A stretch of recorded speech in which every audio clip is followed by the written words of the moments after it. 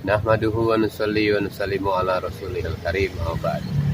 Ulama dan santri Indonesia dihadapkan perubahan perebutan wilayah jajahan antar negara imperialis barat dan imperialis timur yang berdampak melahirkan Perang Dunia Kedua, yaitu tahun 1939 sampai 1945, dan Perang Asia Timur Raya atau Perang Pasifik yang melanda Indonesia mulai 1942 sampai 1945.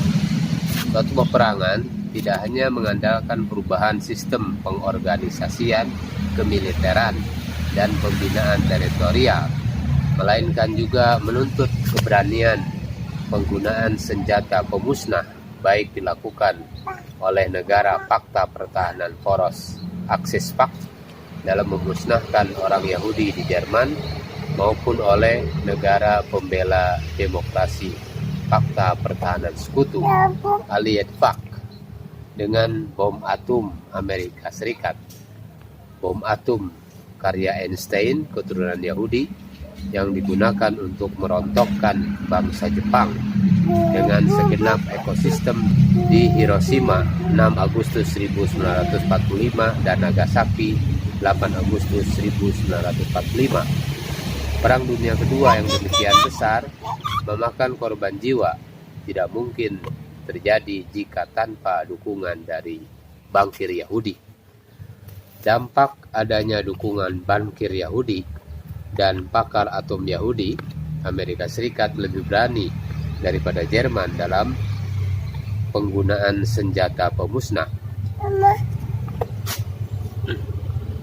Nazi Jerman hanya membinasakan orang-orang Yahudinya, tidak dimusnahkan fauna dan flora atau lingkungan hidupnya karena orang Yahudi tinggal di Jerman.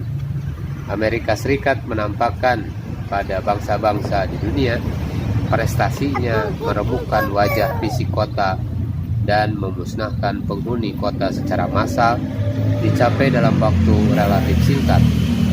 Sampai hari ini tidak ada satu bangsa pun yang sanggup menandingi prestasi dan keberanian Amerika Serikat menghancurkan bangsa lain, baik terhadap bangsa Indian ataupun Jepang. Bagi Amerika Serikat sebagai pemenang perang, tidak pernah dituntut tindak pemusnahan sebagai pelanggaran hak asasi manusia. Tidak hanya penduduk kota yang sehat, yang sakit, yang tua renta, bayi yang masih dalam kandungan pun musnah bersama ibunya. Segenap penduduk sipil dan militer, dokter, juru rawat, pasien, dan karyawan sekolahan bersama anak sekolahnya musnah. Rumah sakit tinggal tembok reruntuhannya dijadikan monumen pemusnahan manusia oleh Amerika Serikat.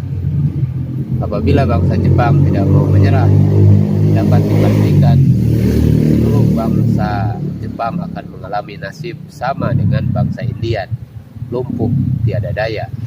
Andai kata negara Jepang tidak menyerah, akan dilumpuhkan dan dijadikan negara bagian dari negara demokrasi Amerika Serikat.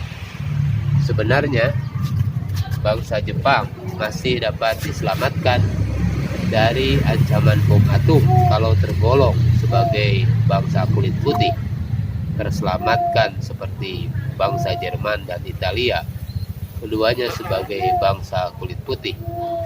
Yang membuat Hiroshima dan Nagasaki tidak terselamatkan dari upaya pemusnahan karena letak geografis Jepang berada jauh dari benua Eropa ataupun Amerika Serikat. Debu radioaktif dari bom atom tidak mungkin sampai pada dua benua kulit putih tersebut. Sebaliknya kalau dijatuhkan di Berlin, tidak mungkin karena sebagian Berlin Barat dan Timur telah diduduki tentara sekutu. Demikian pula letak geografis Italia dengan Roma, dekat dengan Eropa yang termasuk wilayah kulit putih. Karena itu terhindarlah dari upaya pemusnahan.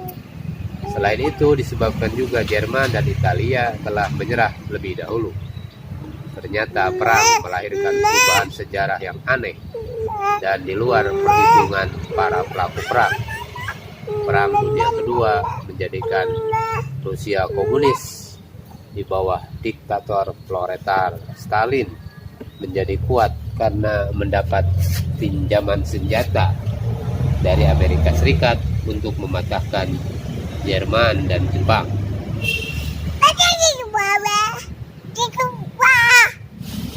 Demikian pula Mao Zedong, komunis menjadi kuat dengan senjata dari Amerika Serikat semula untuk melawan Jepang, namun dikembangkan untuk menumbangkan nasionalis Chiang Kai-shek dan mengusirnya dari daratan Cina lari ke Taiwan.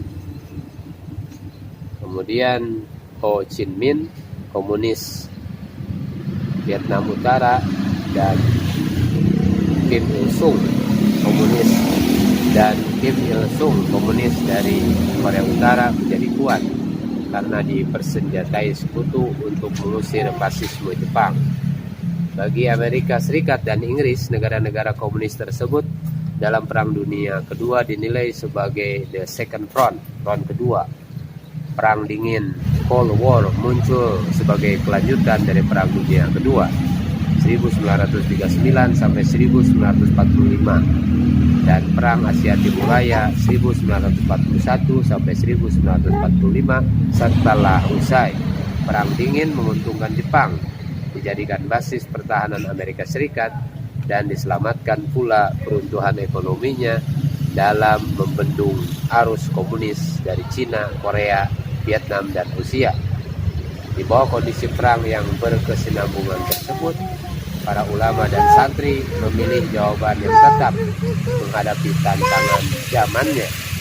Pertama, selalu waspada terhadap tantangan pemerintah kolonial Belanda dengan politik kristenisasinya, walaupun di tengah situasi Perang Dunia Pertama 1914 sampai 1919. Yang kedua, meniadakan internal konflik yang ditimbulkan oleh Snaplit dengan ideologi komunisnya yang melahirkan PKI 1920.